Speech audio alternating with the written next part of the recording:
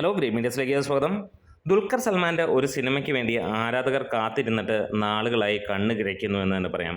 ഇന്ന് പുതിയ അപ്ഡേറ്റുകളാണ് വന്നിരിക്കുന്നത്. ദുൽഖർ സൽമാൻ്റെ കാന്ത എന്ന കഴിഞ്ഞ വർഷം അദ്ദേഹത്തിൻ്റെ പിറന്നാൾ ദിനത്തിൽ അനൗൺസ് ചെയ്ത ചിത്രത്തിൻ്റെ പൂജ ഇന്ന് നടക്കുന്നു എന്നുള്ള അല്ലെങ്കിൽ നടന്നിരിക്കുന്നു എന്നുള്ളതാണ്.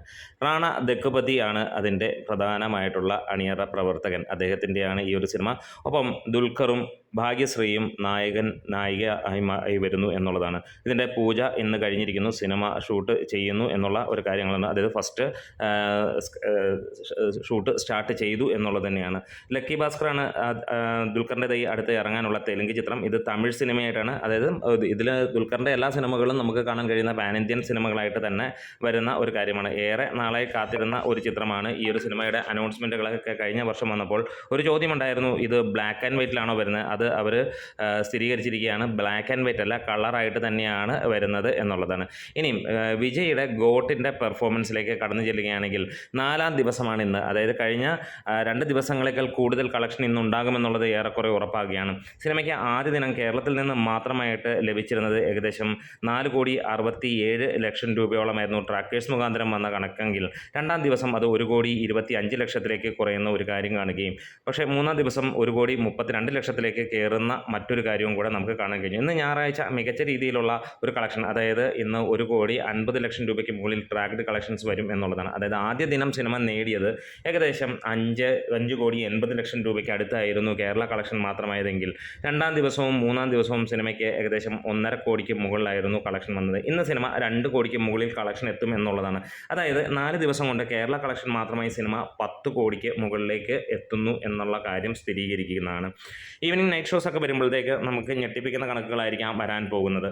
നമുക്ക് എടുത്ത് പറയാനുള്ള കാര്യം, ഈ ഒരു സിനിമയ്ക്ക് പ്രത്യേകിച്ച് വലിയ അഭിപ്രായങ്ങളൊന്നും തന്നെ വന്നില്ല. വലിയ രീതിയിലുള്ള ഡീഗ്രഡേഷൻ നമ്മൾ കാണാനുണ്ടായി. അതേപോലെ തന്നെ സിനിമ ഒരുപാട് പേർക്ക് തൃപ്തി ആയില്ല എന്നുള്ളൊരു കാര്യം തന്നെയാണ്. പക്ഷേ വെങ്കട്ട് പ്രഭുവിൻ്റെ ഈ ഒരു സിനിമ ഇന്ന് നമുക്ക് കാണാൻ കഴിയുന്നത് 300 കോടി ക്ലബിലേക്ക് കയറാൻ പോകുന്നു എന്നുള്ളതാണ്. അതായത് കഴിഞ്ഞ 2 ദിവസം അല്ലെങ്കിൽ ആദ്യ 2 ദിവസം കൊണ്ട് സിനിമ 150 കോടി കടക്കുകയും 3-ാം ദിവസം കൊണ്ട് സിനിമ 200 കോടി കടക്കുകയും ചെയ്ത സിനിമ ഇന്നുകൊണ്ട് 280 കോടിയിലേക്ക് എത്തും. അതായത് തിങ്കളാഴ്ചയോടെ കൂടി സിനിമ 300 കോടി കടക്കും എന്നുള്ളത് തന്നെയാണ്. എന്തായാലും എത്ര കുറഞ്ഞ സിനിമ അല്ലെങ്കിൽ ആളുകൾ അത്ര തൃപ്തിപ്പെടാത്ത സിനിമയാണെങ്കിലും വലിയ കളക്ഷൻ വരും. അത് വേറെ ഒന്നും കൊണ്ടല്ല, വിജയ് എന്ന നടൻ്റെ ഒറ്റ പേര് കൊണ്ട് തന്നെയാണ്.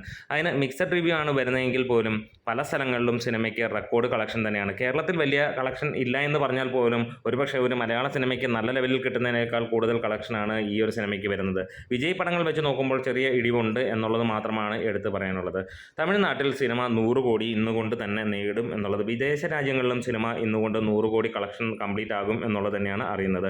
അതുപോലെ തന്നെ ഇന്ത്യയിൽ നിന്ന് സിനിമ 150 കോടിയിലേക്ക് എത്തുമെന്നുള്ളതാണ് ഇന്നത്തെ പ്രതീക്ഷ. എന്താണെങ്കിലും മികച്ച രീതിയിലാണ് പല സ്ഥലങ്ങളിലും സിനിമയ്ക്ക് നെഗറ്റീവ് പബ്ലിസിറ്റി ആണെങ്കിലും ചില സ്ഥലങ്ങളിലൊക്കെ വമ്പൻ വിജയമാകുന്നു എന്നുള്ളത് തന്നെയാണ്. എന്തായാലും കേരളത്തിൽ നിന്ന് ഫൈനൽ 25 കോടിക്ക് മുകളിലേക്ക് സിനിമ എത്തുമെന്നുള്ളതിന് സംശയങ്ങളൊന്നും ഇല്ല എന്നുള്ളതാണ്. മമ്മൂട്ടിയുടേതായി ഇന്നലെ പുറത്തു വന്ന ബസൂക്കയുടെ പോസ്റ്റർ തരംഗമാവുകയാണ്. സോഷ്യൽ മീഡിയയിൽ മമ്മൂക്കയുടെ ആ ലുക്ക് ഭയങ്കരമായി ട്രെൻഡിങ് ആവുന്നു. അവിടെ ഒരു ചോദ്യം ഉയർന്നു വരുന്നു, വേറെ ഒന്നുമല്ല, എന്നാണ് ഈ സിനിമ റിലീസ് എത്തുക എന്നുള്ളത്. നേരത്തെ പറഞ്ഞ പോലെ തന്നെ സിനിമ വൈകും എന്നുള്ളതാണ്.